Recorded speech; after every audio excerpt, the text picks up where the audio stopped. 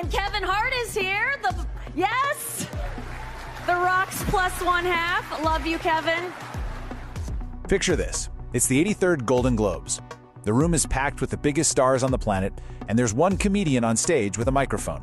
What happened next wasn't just a monologue, it was a masterclass in the art of the roast. A performance so sharp, so absolutely savage, that people are still talking about it. Today, we're going to break down exactly how Nikki Glaser pulled it off. But what is it that makes a roast like this stick with you? I mean, it's not just about being mean, right? Anyone can be mean. No, this is a carefully crafted performance. It's built on a deep understanding of comedy, of celebrity, and of the audience. So let's pull back that curtain and see how the magic is really made. Okay, let's just start with a little taste of what we're talking about here.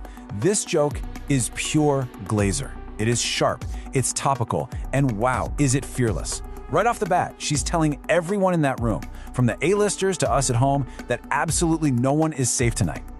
So, how did she do it? This wasn't just a string of lucky punches. We've dug in and identified 3 key techniques that made her monologue so incredibly effective. Let's start with the first one. First up, the absolute foundation of any great roast, how you go after the A-listers. And this, my friends, is where Glaser is truly in a league of her own. It really all comes down to one simple golden rule of comedy. You have to punch up. You're not going after the little guy, you know? You are taking aim at the kings and queens of Hollywood. That's what gives the jokes their bite and stops them from just being, well, cruel. Okay, take her joke about George Clooney, for example. You can't just lob a cheap insult at a guy like George Clooney. It's not going to work. You have to be smart. You have to use what the entire world already knows about him against him. You see, this is a perfect example of punching up.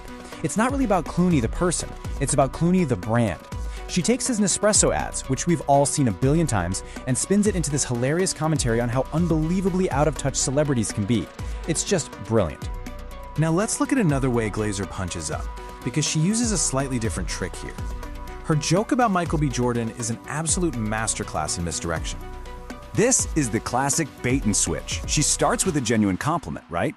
Lulls him into a false sense of security. And then, bam, she flips it with a self-deprecating line that's also a total burn.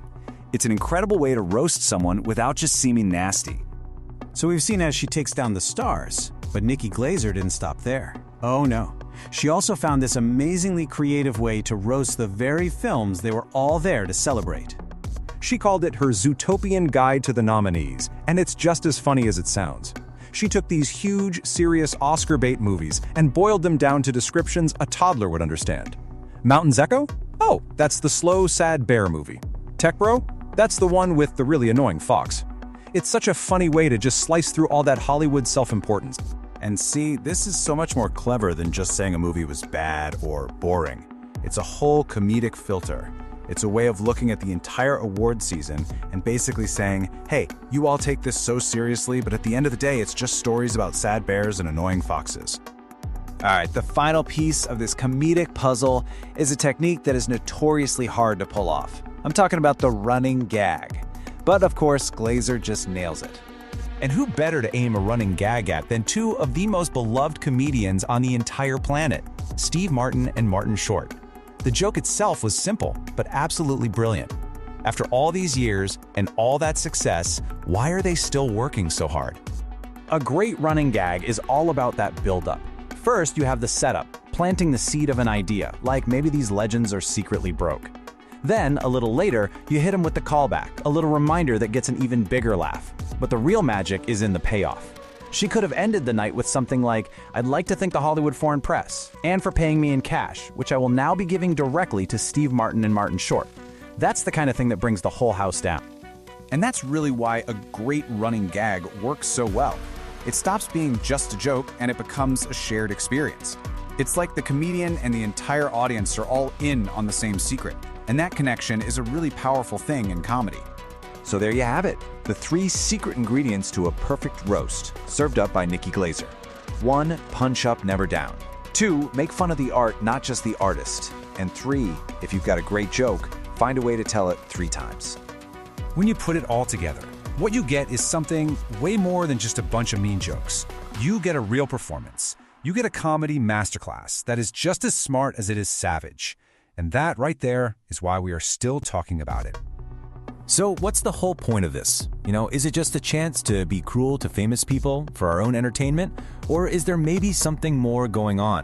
In a world that treats these people like gods, maybe, just maybe, the roast is the one thing that reminds them and us that they're still human after all. Won 3 Golden Globes, an Oscar, and the most impressive thing is that you were able to accomplish all of that before your girlfriend turned 30.